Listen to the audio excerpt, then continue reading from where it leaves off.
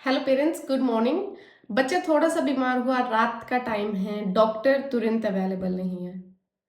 आपके पास पुरानी antibiotic fridge में रखी है, आपको लगता है कि पिछले इन्फेक्शन पे यूज़ हुई थी, अभी भी देखने में ठीक लग रही है, ज़्यादा स्मेल भी नहीं आ रही, थोड़ी सी दे देती हूँ और कल सुबह जाके डॉक्टर से मिल लूँगी।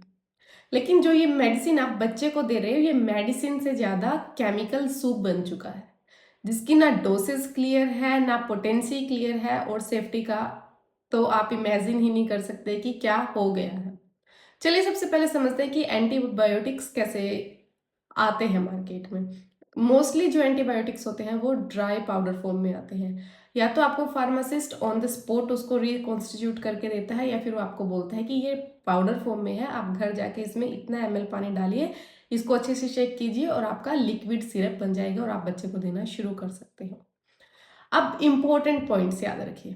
जब तक पाउडर ड्राई फॉर्म में था तो उसकी शेल्फ लाइफ जो है, एक्सपायरी जो है प्रोडक्ट की, वो ज़्यादा होती है। जो बोतल के पीछे लिखा है, जो कंपनी ने एक्सपायरी डेट लिख के दी है, उसकी वही एक्सपायरी डेट होती है। बट जैसे ही आप उसमें पानी डालते हो, रिकॉन्स्टिट्यूट करते हो बच्चे के देने के लिए, तो टाइमर शुरू हो जाता है। जैसे ही लेबल पे लिखा होता है ना कि use with in 7 days after reconstitution, 5 days और सम केसेस में 10 days, या फिर उस पे लिखा होता है कि discard after 5/7/10 mixing, 10 days of mixing. तो आपने एक्चुअली वही फॉलो करना है। जब भी हम पानी डालते हैं, ठीक है, रिकॉन्स्टिट्यूट किया है, तो एक्सपायरी डेट बदल जाती है। प्रिंटेड एक्सपायरी डेट वो उस ड्राई फॉर्म पाउडर की थी, रिकॉन्स्टिट्यूटेड लिक्विड सिरप की नहीं थी।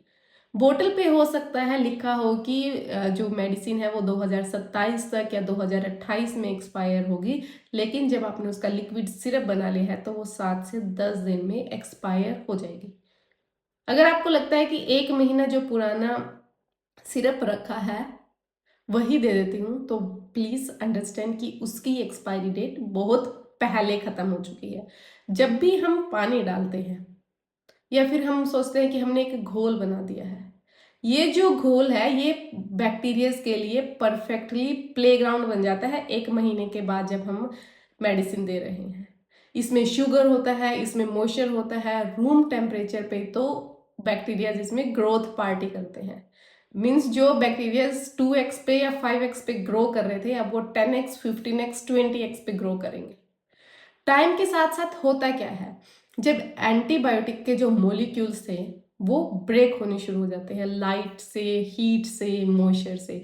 जो मेडिसिन, जो उसमें एंटीबायोटिक है, जो ड्रग मिली हुई है, जिसको इन्फेक्शन से लड़ना था, वो खुद ही कमज़ोर हो चुकी है। तो हमारा जो सिरप है वो क्लाउडी लगने लगता है, कलर चेंज हो जाता है, स्मेल चेंज हो जाती है, टेक्सचर चेंज हो जाता है। बट हमेशा ये ऑब्वियस नहीं होता, क्योंकि जो केमिकल डिग्रेडेशन किसी भी मॉलिक्यूल में हो रही है, किसी भी ड्रग में हो रही है, किसी भी मेडिसिन में हो रही है, हम उसको नेकेड आई से नहीं देख सकते। सो ये ऑब्वियस भी नहीं होता है कि सिरप खराब हो गया है। बट आपने सिंपल रूल याद रखना है, जब भी आप बच्चे को एंटीबायोटिक कोर्स पे लेके जा रहे हैं, पहला, आप खुद से एंटीबायोटिक कोर्स पे बच्चे को कभी भी नहीं लेके जाएंगे। जब आपका डॉक्टर कंफर्म करता है कि बच्चे को बैक्टीरियल इन्फेक्शन है, तो ही एंटीबायोटिक्स प्रिस्क्राइब्ड होते हैं। तो एंटीबायोटिक्स का जो जनरल कोर्स है वो रहता है 5 days कोर्स।